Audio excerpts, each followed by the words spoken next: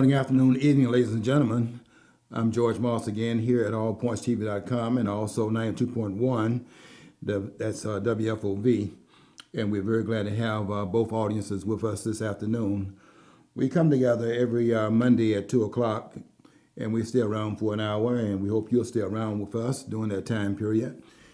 And we have some things we're going to be saying here that no one else, I can guarantee, is saying this in the whole of the US of A. And we're going to try to cut out some of the nonsense, which is all over the place, and everyone has seemingly bought into it because there's a lot of noise out there, and a lot of it, believe it or not, is being made by the so-called experts. And almost all of what politicians are talking about is nothing but noise, and I'm going to point some of that out as well. You know, I was listening to, let me say this first of all. I was listening to Deontay Wilder this past Saturday. You probably know that they had this supposed to have been a very big heavyweight event in the boxing last weekend. They had Deontay Wilder fighting Dominic Breazeale, and they were supposed to have been a boxing match.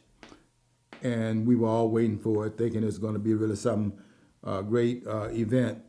And Dominic Breazeale lasted all of 2 minutes and some odd seconds in the first round, got knocked out. But that's not the point I'm trying to make here. What I want to get to is when you start talking in the aftermath of the fight, I noticed that the person interviewing him kept raising his eyebrows because Deontay Wilder was splitting every verb in town. And I don't get upset about that because I expect the person that's in the boxing world not to be as literate as someone would be in the academic community, for example, or someone that is in the Constitution that calls himself a constitutionalist. I would expect that person to be more knowledgeable about the Constitution than someone else would be, and not to be illiterate.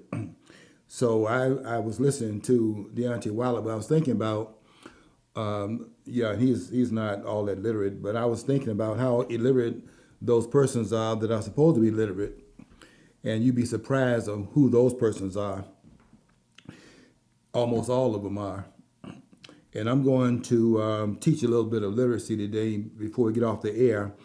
And I'm going to teach some of these so-called scholars how to read. I have some suggestions about how they can clean their act up, because this illiteracy that I'm listening to by those who are supposed to be in the know, that's almost all the politicians. Almost all of them are illiterate. And then the ones that are supposed to be in academia, they can't read either. And I'm going to help them. I'm going to give them a clue of how to go about ferreting out how to read, because they don't have it. And I think I can be of some help here. So this is a public service. I'm going to do this free. So just stay tuned. I have some things I want to say here. Let's see, where do I want to start out? I want to probably begin, since I'm listening to these people still talking about impeachment. And people don't realize it, but I certainly do, of how ridiculous some of the comments being made by these people. It sounds like it has some constitutional resonance, meaning that they seem to know what they're talking about when they say such things as what Justin Amash said last week, when he was saying that Donald Trump has committed some impeachable offenses. Now, that may sound to the layman as if this man, has a clue. I'm talking about you down in the 3rd District here in Michigan, Justin Amash. I'm talking about you. You are totally illiterate. Let me tell you something. You can say that to the public. There is no such thing as an impeachable offense.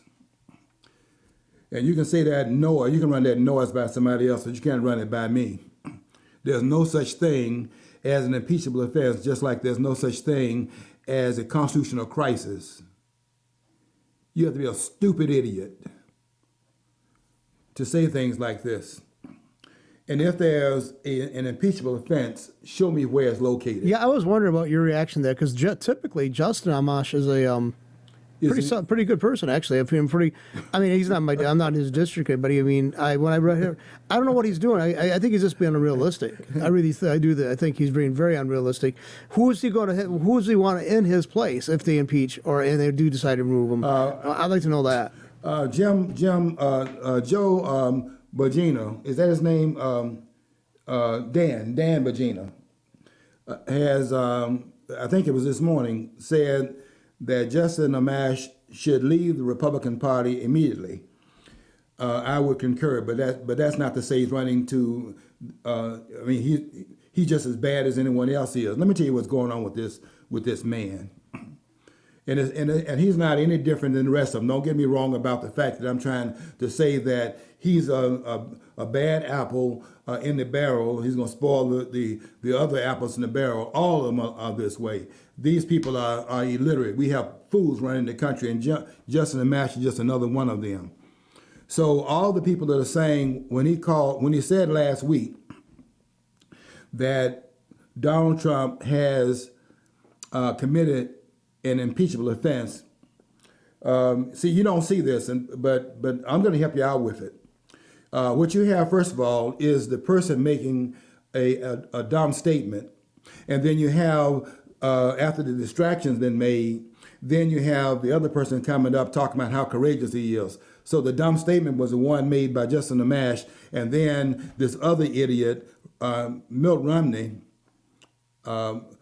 he was the presidential candidate in 2012. He's an idiot also.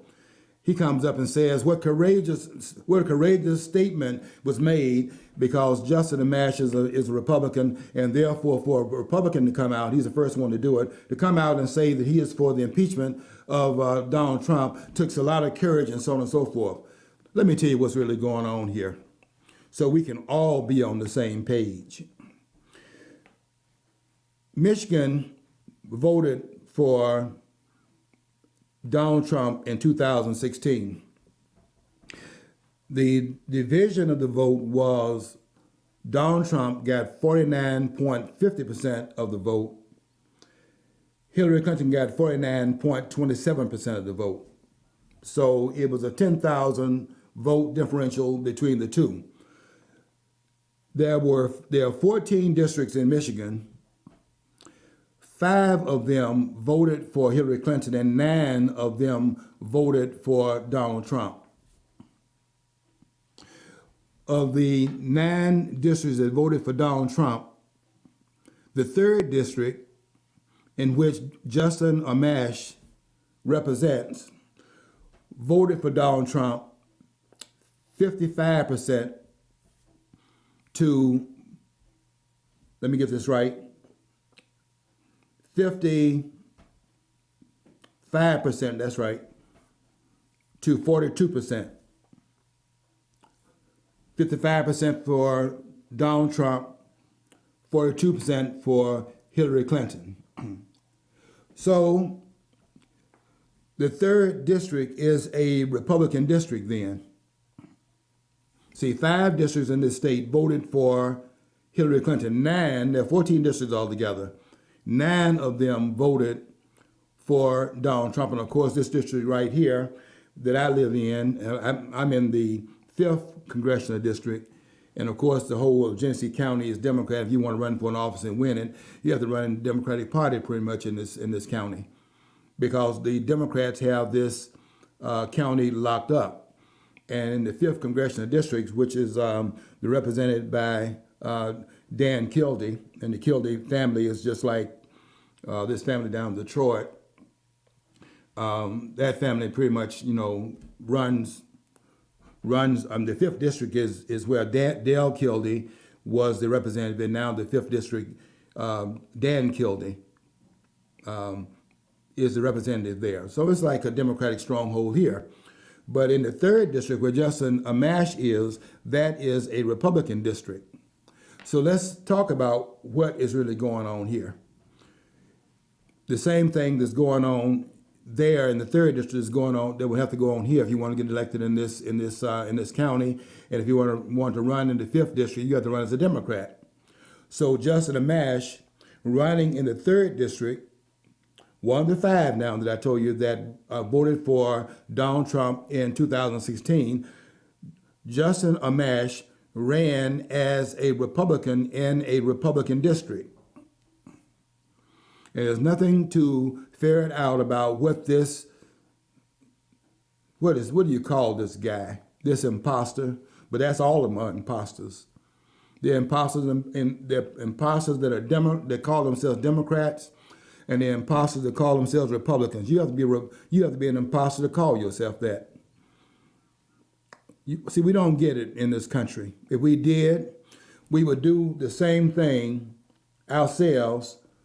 That my hero now, see, I have a hero in the political world, and that's the newly installed President Zelensky in Ukraine. Because the first thing, there's something going on here you didn't see. Donald Trump has set a tone in a lot of different places around the world. Here's an entertainer, right? This person that was over the program where he was doing a verdict about you're fired.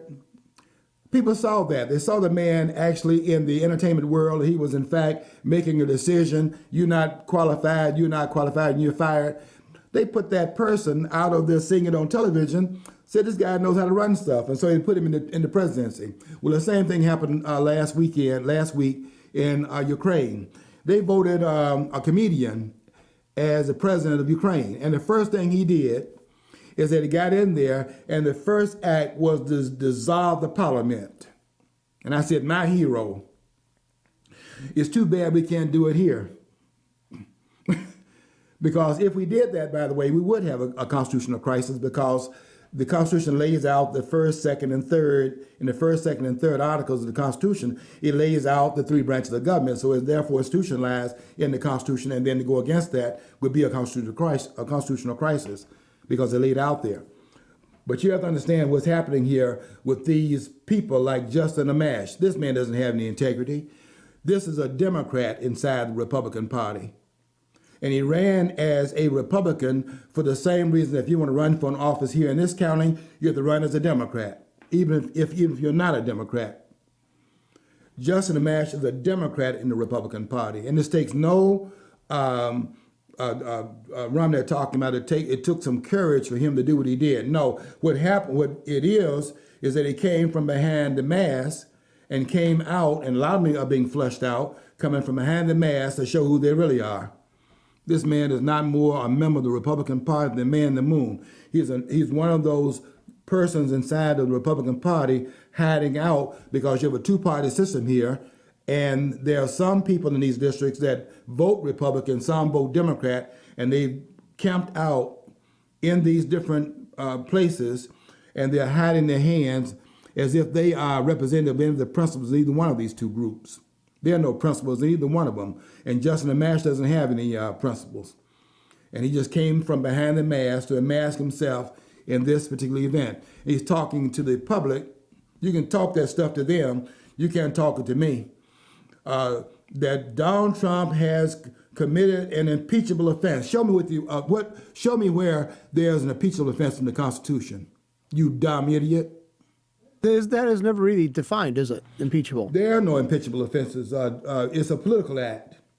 So basically, when they're being honest, they're saying we don't like Donald Trump, the Democrats I'm talking about, and so let's get rid of him, because they've tried to get rid of every president since Eisenhower. Every Republican or president since Eisenhower, they've been trying to get rid of. It's politics, John. Look, there are no standards in politics. You understand that? The standards of politics are set by the politicians. And so this idea that there is an impeachable offense, I'll show you how to read the Constitution when we get to before I get off the air, I will show you how to read, okay? We're going to have a reading exercise today. And I want the politicians who are illiterate, and even those persons like the ones that were chastising Donald Trump, when Donald Trump said a couple of weeks ago that if they impeach him, he's going to take it to the Supreme Court. And then all the constitutional quote-unquote scholars put that in double quotation marks. They don't know anything either.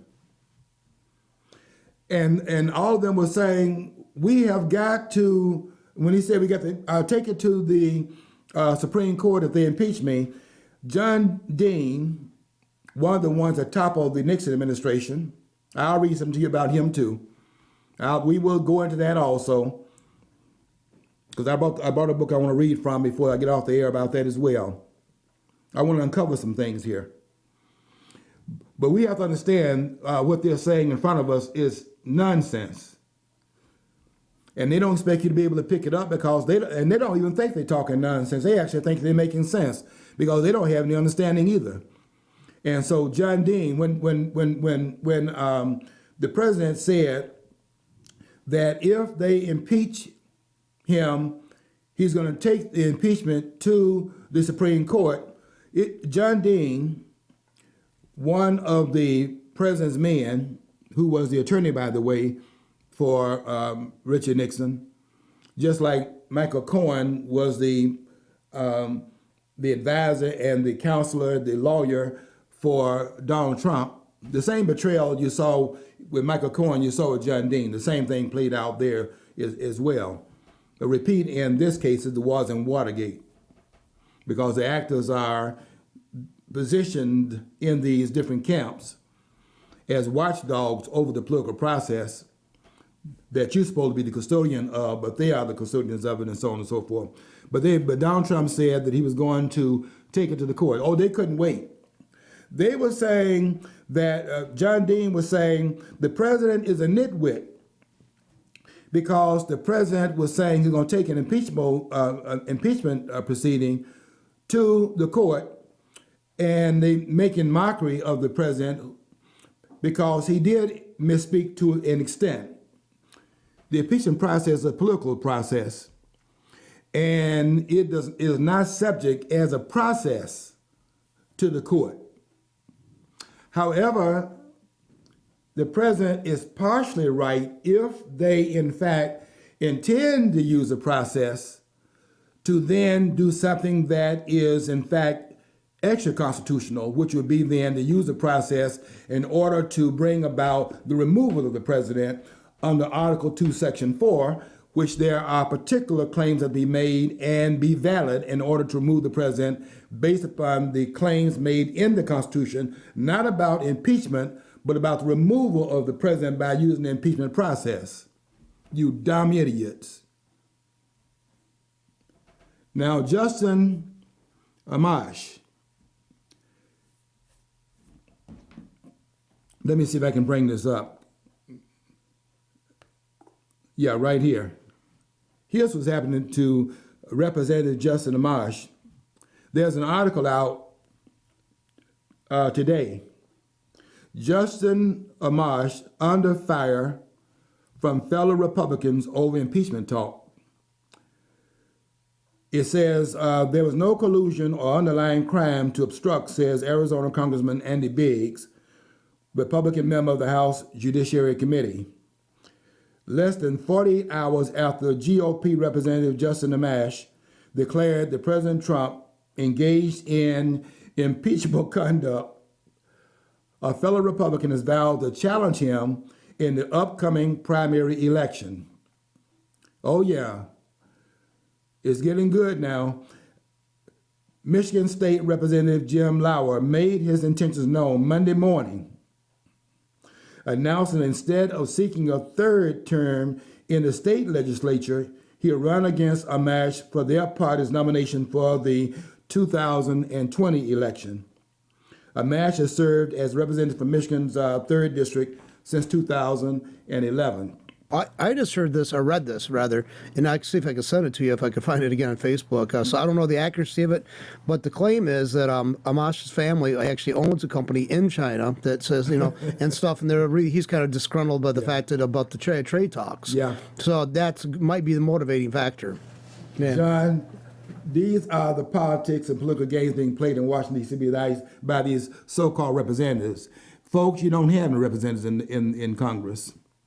It's all a scam, and it's a scam on the side of the Democrats. Those, first of all, they're not Democrats. On the side of those that call themselves Democrats but are in the Democratic Party, and there's no representation on the other side of the political aisle. These are political aisles, by the way. These are not there are no principles here. These are people on different sides of the political aisle. On one side, there's a Democratic Party, and on the other side, there are those that are in the Republican Party, and in between the two are the constituents that are squeezed in between these two groups. There's no representation. And this idea that Justin Amash was showing courage, if there's any courage in Washington, D.C., they would come out and stop these scams, one of which is this scam that's being run by these people talking about climate change. This is May the 20th, and we are in Michigan wearing a coat, not an overcoat, but a light coat, because this is May, and we still have weather that make you think that we're still in the autumn, in the fall period of the country. And this idea that we have climate change and that we have global warming, this is nothing but a fraudulent lie. These politicians jump on the bandwagon because they want more and more power, and they want you to give it to them out of scaring you to death by using such nonsensical language. Don't think you can interpret it, talking about such things as carbon dioxide is a greenhouse gas. At the same time, to show you how stupid they think you are, at the same time, they're talking about they want the greening of the planet. And then they talk about the carbon dioxide is a greenhouse gas. And they don't expect you to figure out that if you are trying to green the planet and you got a greenhouse gas, then carbon dioxide is necessary to the greening of the planet. And just because they put the word gas after the greenhouse, you think they're talking about poison. These people don't think you're stupid. Everything comes out their mouth shows that they are operating upon that premise, and also how stupid they are. If they were not people that were idiots, they would not be saying things like this. Carbon dioxide is not a pollutant. Carbon dioxide is necessary to life on the planet. So what do they mean? You go to the store sometime and look over there where they say greenhouse tomatoes. What are they talking about? They're talking about expanding the growing season.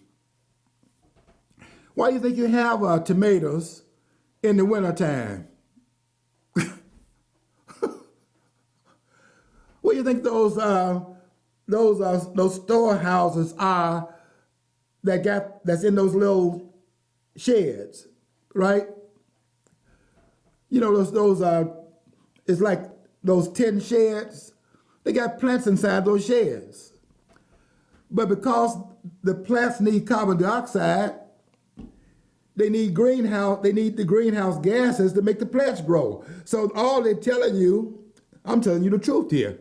All they're telling you is that they have to pump a greenhouse gas in there to grow the plants. So all those plants in there are plants that have been artificially grown by pumping the carbon dioxide in those sheds in order to create the plants. Without the carbon dioxide being pumped in there, those plants will not grow. And that's all they're telling you by saying greenhouse. Greenhouse just means that you have to have that gas. And what gas are we talking about? The ones they're telling us is a pollutant.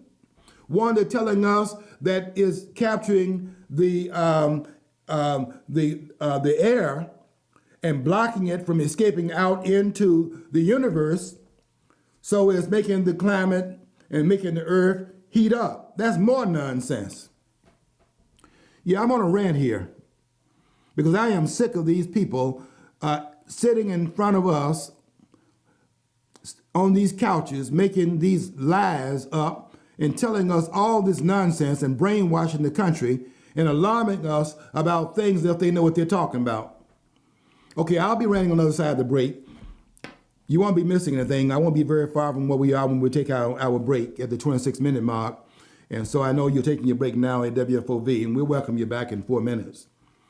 I'm going to continue my rant here on the other side of both during the break and on the other side of the break, because we have to understand these criminals, both in the academic community and also in Washington, D.C. Yeah. There's not one person in Washington right now that knows what they're talking about on the impeachment process, not one. Oh yeah, I was gonna say if anybody watches any of the other shows we do, we have the medical marijuana show, the Genesee County Compassion Club, and they the grow rooms where they grow the marijuana, they actually have they have carbon monoxide tanks, pushing out that stuff because they want to, it makes their plants grow better. So I mean they spend money for that. Okay, so I mean they'd love to be able to, and there's a way of using mushrooms that actually gives off that stuff. They could grow the mushrooms like piggyback with the operation. I don't know if they're edible mushroom. I think they are. But anyway, I'm just saying the CO2 gases and stuff like that, that's what's needed to actually make a better crop for their marijuana anyway. So, I mean, they are using scare attacks. And another thing is the assumption that politicians are experts in any kind of field. Most of them are not experts. If they are, no offense to anybody, but most of them are lawyers, and whether they studied their undergrad degree, it was usually a political science degree. Yeah. And so basically you got the same people on the same page politically, which means usually people who study political science is on the left. Yeah, they are lawyers, and that's another problem. Legal pimps. People go look at the lawyers advertising on TV. Go watch these lawyers asking you to call them up. The slipping the banana peel lawyers, the ones that want you to call this number. If you had any kind of injury, call them up, because what they want to do is go and sue the company so they can get paid without doing any work. They want you to take your injury and they want to make a living based upon you calling them with some injury you have against some corporation that they can hold up and stick up for the money that they will receive, because they're taking somebody else's predicament and then making a living off of it. And then when they get through doing that, then they go to Congress, they do the same thing, and then hold up you in terms of taking your money out of your pocket to fix problems to which they get the benefit from. If I call them gangsters, that's a nice term for what they are. They're even worse than that. They're monsters. And they call themselves. And look, you guys got to have some nerve to be up there in Washington D.C. in front of the entire nation, calling yourself a Democrat and then calling yourself a Republican. You got to be kidding me. There are no Democrats in the Congress, and if there were Democrats, let me tell the Democrats something. That we had an election in 2016. 63 million independent voters from 30 different states. Donald Trump carried 30 states. Really, if you want to get very specific about it, he carried 30 and a half states, because Maine, I think it is, they split their vote. They split their votes and give percentages to the candidates that win a plurality of popular votes. Well, according to that great man, Barack Obama, we have 57 states, remember? 57. Yeah. From Harvard University, by the way. And this guy, and nobody ever corrected him about that. Nobody ever said what a nitwit that Obama is. Somebody calling this man a constitutional scholar. I wish that he would come here with that. A constitutional scholar. The man thinks there are 57 states, and said that repeatedly. The man that thinks that the word corps is corpse, rather than the Army corps. Okay, welcome back. WFOV. We're still ranting here about these illiterate people that's standing in front of us. And I'm not talking about the boxers. I expect that. I didn't expect them to be able to come out there and repeat the Gettysburg Address or to stand up and tell us what the Constitution states. That's not their field. The boxers have their domain where they are the experts in terms of smashing their fists into writing poetry on the face of their fists, on the face of their opponents with their fists. They write their poetry with their hands, not with their pen.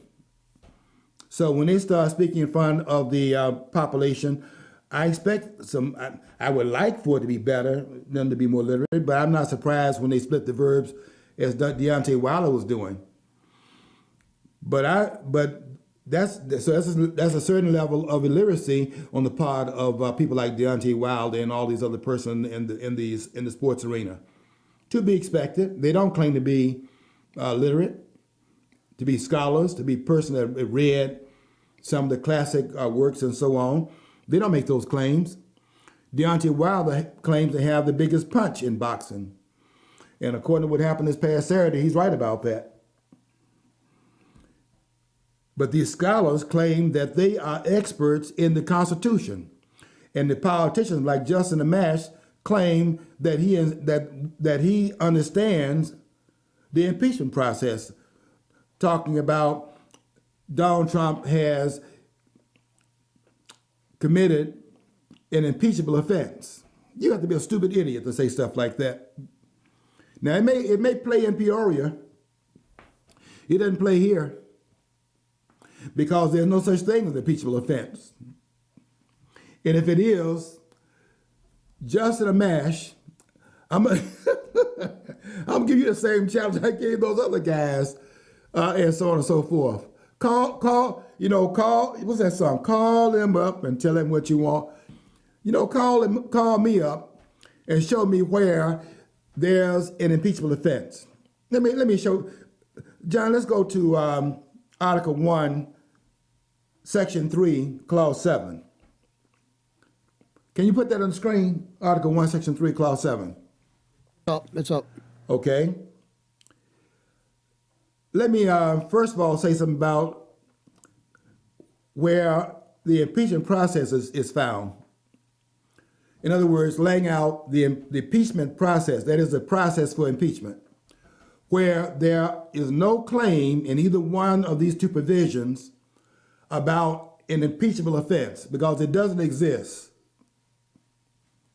And Justin Amash is making you, and maybe he thinks that he's making some sense in what he says, which shows you how illiterate and how much of an idiot he is to say that. And if any of these so-called scholars are saying it, they're idiots also. There's no such thing as an impeachable offense. And that's why I wanted John to put on the screen Article 1, Section 3, Clause 7.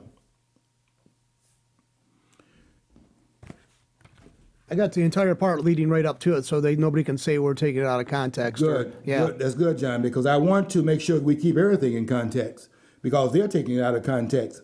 I don't need to take it out of context because I understand the context and I understand the language better than they do.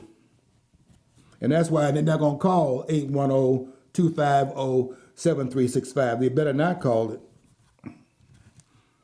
because there's literacy here and there's illiteracy there. These people are illiterate.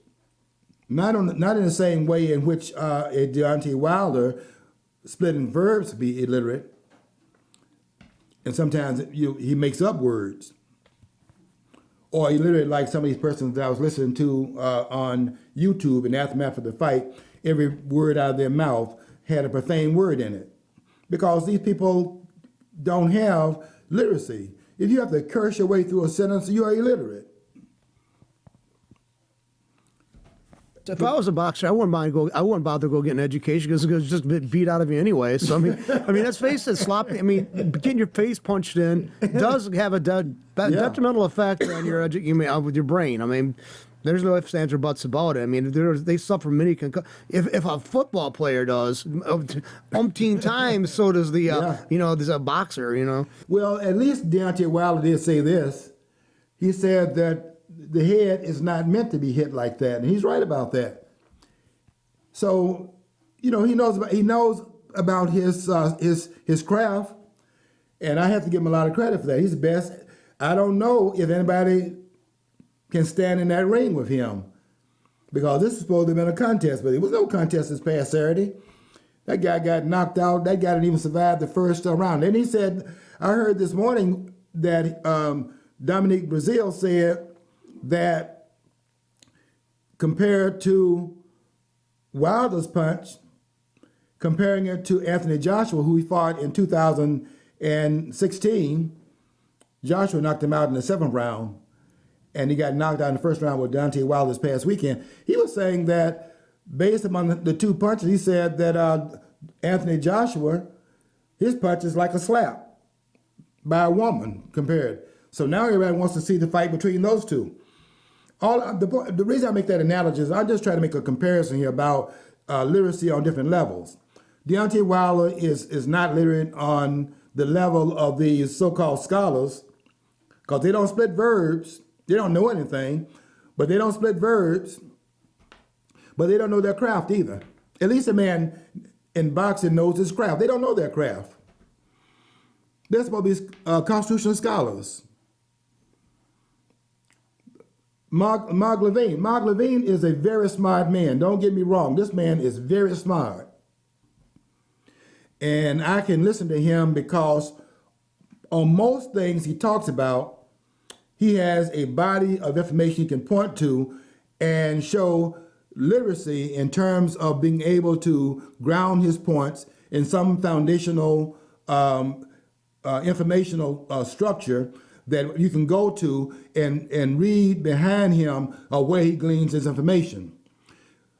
But when he gets into things like the impeachment process, then Mark Levine is just like the rest of them. He's out of his element. And it's surprising to me how many of them are out of the element. How many of them are out of the element. This guy named Napolitano, give him a lot of credit for the books he's written. When this man starts talking about the Constitution, this man gives me a headache with that nonsense because he's illiterate. These people can't read. And there are some of them that's waiting for the Supreme Court, made up of 9 other illiterates, to tell them what the document says, because they have to have 9 members in black robes, as if when you put on a black robe, your literacy goes up. And of course, constantly change his mind. They'll say one thing in one era, and they say another thing in another era. Like, for example, they say one of the greatest jurors we had, I'll get back to myself in just a minute. One of these jurors they had was Oliver Wendell Holmes. They talk about how great a jurist he was because he was looking at the Constitution, which they say gives the people the freedom of speech. That's not true either. Go read the Constitution. It prohibits the Bill of Rights, the 10 amendments prohibits the government, the federal government, is prohibited by the first 10 amendments from taking rights from us. Congress shall pass no law. So the right is already there. There's no Bill of Rights. And so let me come back. Let me come back to what I'm saying, because I need to clean all of it up, quite frankly, because what these people are talking about is nonsense. They don't understand this document. If they did, they would close it. Look, I give these scholars the same test that I give to the politicians. It's the moving your lips test. If they're moving their lips and they're talking about the Constitution, you can pretty much shut that down. They don't know what they're talking about. They don't have a clue. For example, they're saying that they can't define what is meant by natural born citizen. And it's right there in the Constitution. And I do intend to show you how to read it in terms of how you read. And I'm going to show them how to read. I'm going to teach a reading lesson here before this program is over. I will show you how to read. I'm going to teach them how to read. I do have a formula for it. But let me go back to my point here about impeachment. So we can have people so that when people like Justin Amash make these outlandish, these ridiculous, outrageous comments that Donald Trump has committed an impeachable act, as if there is an impeachable act defined in the Constitution of the United States. There's an act in the Constitution for removal of the president. They say if you want to use impeachment to remove a president, then these are the standards for that. But there are no impeachable acts in the Constitution, and there's no such thing as an impeachable offense. And if any of you scholars jump out here and you want to challenge that, bring it, because you don't have it. You think you do. You're making a lot of noise is what I'm saying. That's what I'm saying to you. You're making there's a lot of noise out there, and you're making it. You're a bunch of idiots. I don't care if you have a PhD from Harvard University. That doesn't move me. Most of you are high school graduates. And then I look at a lot of the others over here, like in those that call themselves Egyptian scholars. They get mad, particularly this one guy that I was challenging on Facebook before he threw me off. They get mad when I call them what they are, affirmative action scholars. You got your degrees through affirmative action. Somebody felt sorry for you, didn't have enough people on the staff, so he ran you through there and gave you some merits because you were living with rats and roaches, and they wanted to credit you because they felt sorry for you, and they gave you some paper because that you didn't earn because they wanted to add some points to your score. I didn't need any points added to my score. I went in there and showed them they didn't know what they were talking about. And I started down there. I was doing that in high school, as a matter of fact. I didn't know that's what I was doing. But I was going to those classes in high school, math and all those classes. And I didn't know I was challenging people because I was challenging their scholarship. I was simply going to the board, and when they would say you could not do it, I was factoring things in different ways in the math class, and they said you could not do it that way. And I was going to the board to show them you could do it, and I didn't know I was challenging the scholarship. What I thought I was doing, I was just going to the board to show that the premise they were putting in front of us was wrong, and I was going to show that premise could not stand based upon it. This can be checked out also, and you could do it to the same kind of inductive reasoning that they were doing in the geometry class, for example. But then again, in the college, the same thing. I don't know if I told you this. I'm gonna get back to my lesson just as a side point. I don't know if I told you this or not, but when I was in Dr. He's not around anymore, so I can give you his name. Dr. Collins. I don't know his first name. I know it was Dr. Collins, who was Phi Beta Kappa from the Crimson Tide before they became a football school. I guess they were a football school under what's that coach's name down there? Bear Bryant. I should have known that. I'm from Alabama, so I should have known. Bear Bryant was the institution down there, but they had segregated teams. So when they got out of the SEC, they weren't doing things that they're doing on the national level right now. The reason why they have these national championships is because they integrated the teams. Once they got out of the SEC, where all the teams were white, then they would play in the Sugar Bowl and the Cotton Bowl, Orange Bowl, and they weren't winning as many championships, certainly not winning them in a row. But now that they've integrated the team, you can pull from all the talent and not just specific talent in the South. And I give Bear Bryant that credit, by the way, for having done that, because he opened that up. Because although his teams were segregated, he wasn't pushing segregation. He wanted his team to open up where he can get the best players. But, okay, so I'm just making the point here that these are football schools now. Even Harvard is a football school or a basketball school. That's how you credit these schools now. These are not academic institutions anymore. And so they're putting out these people that have these degrees but don't have the scholarship to back it up. They're not the scholars they had in the 19th century or the earlier part of the 20th century. They don't have it. And so they're out here making these outlandish comments. You don't catch them at it, because a lot of people out here are affirmative action scholars also. I'm not an affirmative action scholar. And I was telling you about this one time that I was in the classroom under Dr. Collins. I think I told you this once before.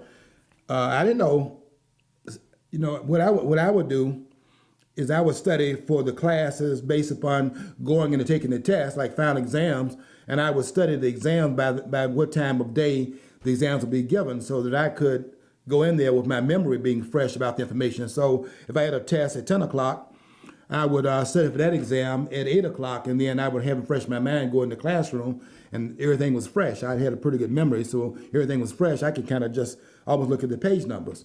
So in one of the classes, one taught by Dr. Collins, he was bragging about how hard his test was and talking about nobody could pass it. And it was up there, he, hon, and you can't pass, ladies and gentlemen, you can't pass this test. I guess he wanted everybody to know he's a Phi Beta Kappa from Alabama University. And within 15 minutes, I was walking out. I finished that test in 15 minutes. My intent was to go and study for the next test, the one I had at 1 o'clock. I had like 3 hours to study for the next test. And I was going to miss my lunch and go right to my lunch and study, and then go and take that test. But I didn't know he was going to get mad. In fact, this was not the final, there was a midterm exam. And I walked in the classroom that Saturday. That test was given on Thursday. I walked in on Saturday. He walked across the threshold of the classroom and pointed to me and told me in these words, he said, "You can get out of here," and threw me out of the classroom. You know what? We couldn't talk back to teachers at that time, because they were the ones that were the authorities in the classroom. And then the idea of having a PhD degree, you're supposed to be able to give him a little bit more respect, because he had more degrees than the one who had a master's degree. So when he told me that I could get out of the classroom, I remember that day like it was yesterday, and it had been raining outside that day. I had my umbrella. So I got my umbrella, I got my books, and I got up out of my seat and walked out the room, and I left. But I came back that Tuesday when the class met again. I came back that Tuesday and sat in the classroom and took my seat. And now that I know he's offended by me leaving his class early because he wanted to think that what he's giving us was over our head, what I did for the rest of the term is that I sat there after I finished the test, and I found something else to do with my my time. I was sitting there doodling. And so I'll tell you what happened though. My thing, I want to win. I'm just like Deontay Wilder. I don't like to lose. I like to win. So I knew I could do what he wanted me to do. I sat in my seat. When I got through finishing his test up, basically about 20 minutes of the test, I sat in my chair. And he came with me one day after he gave a test, and he saw me back there doodling. My test on the side, I'm over there doodling. He came and looked over my shoulder to see what I was doing. I was over there drawing. Not that I'm a good artist, but I was over there doodling. And he saw me sitting in my chair with the test over there. You see, what I taught him is that I'm not a smart aleck, I'm a smart student. And there's my test over there. I finished it, and I'm sitting in my seat because you don't like me getting up and walking out in front of everybody in the classroom. But I have been doing that all the time. That's what I'm doing here now. I'm still correcting these scholars. because you don't have anything. You think you do because you're talking to those that are not in the choir. I'm not in the choir. I am the choir. And if you think you can run that noise that you're running by them, by me, there's a number. And I'm repeating myself. You're not going to call because you know you can't touch this. MC Hammer, you can't touch him in the dance. You can't touch this in this document. And I dare you to try because you can't read this. And I am going to show you how to read it. I got a test for you. Not a test. I got some information to show you how to do it. And I'm going to help you out with your literacy. So we got on the screen here, and we had up there for a while, because I like to go off in my different directions and then come back to my center point, because I want to show you the multidimensionality of scholarship. Because what I found when I was down at the university, what I found out is that they are just like, they're trained in one dimension. They talk in one channel. Because they're lineal scholars. You look at their notes, this point, and then from that, it's outlined almost. And that's why y'all don't think that Donald Trump is smart. Because Donald Trump is not lineal. That's why y'all like going to Donald Trump's. That's why he's pulling 25,000 people at his rallies. You know why? Because Donald Trump goes around a lot of different topics, but never lose where he is. This is a smart man. This is a very smart man. He might be talking about the economy, but he goes all around a whole lot of things and then come back to it. That's why they stay there for an hour and 15 minutes, never get bored, never get tired. And then this Pete Buttigieg, or whatever his name is, Buttigieg, Donald Trump can't pronounce it either, Mr. Mayor Pete, who's running for the position of president, from the mayor's position, because Donald Trump has opened up a corridor that you don't have to go through all these different positions and act like you have some intelligence because you held this office and that office and then run for president. Donald Trump has broken that mold, so now they're running from all different positions. This guy's a mayor running for it. You never saw that before. That's another contribution that Donald Trump has made, showing you these guys do not have any expertise, and you can run for president from any perch because they're not any smarter than anyone else is. Okay, let me come back to what I was talking about. Article 1, Section 3, Clause 7. Listen to this very carefully, because impeachment is found in Article 1, Section 2, Clause 5, and Article 1, Section 3, Clause 6. And it never lays out what an impeachable offense is. So when they start telling you about Donald Trump has committed an impeachable offense, let me tell you what they're talking about. Let me translate that for you, just like I translated this thing about them talking about climate change, which means, of course, that they got run off of global warming, and they got run off of global freezing. They got run off of that. So now they're talking about climate change. I'm running them off of this thing about impeachment also, because in Article 1, Section 3, Clause 7, let me come to that finally. Let me get to this point. Article 1, Section 3, Clause 7 says this: judgment in cases of impeachment shall not extend further than to removal from office. Let's stop there for a minute. Judgment in cases of impeachment shall not extend further than removal from office. In other words, there is no legal liability. And so these chumps, well, I don't want to call Mark Levine a chump, because this man does know something. So are you still in Article 1, you saying? I'm in Article 1, Section 3, Clause 7. Okay, so I think okay, I put that up, okay. Okay. Article 1, Section 3, Clause 7. Judgment in cases of impeachment, right? See, I'm looking, see, I got the right, because judgment in case of impeachment. Yeah, okay, Shall got not it. extend further than to removal from office. Okay. So that there is no legal liability. They are testifying here in the language that it is a political process.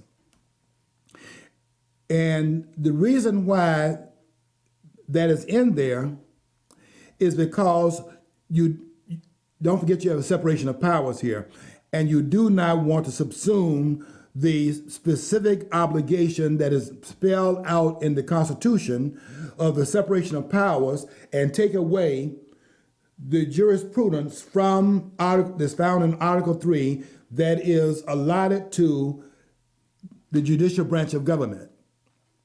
So in Article 1, Section 3, Clause 7, it says then, judgment in cases of impeachment shall not extend further than to removal from office. In other words, the political process of impeachment, if it's used for removal from office, which is not what you find in Article 1, Section 2, Clause 5, nor Article 1, Section 3, Clause 6, but if you use it to remove from office using Article 2, Section 4, where you remove based upon treason, bribery, and other high crimes and misdemeanors, then if you remove the president, the liability, because it's a political process, there is no legal liability. Listen carefully, I'm going to read further in this.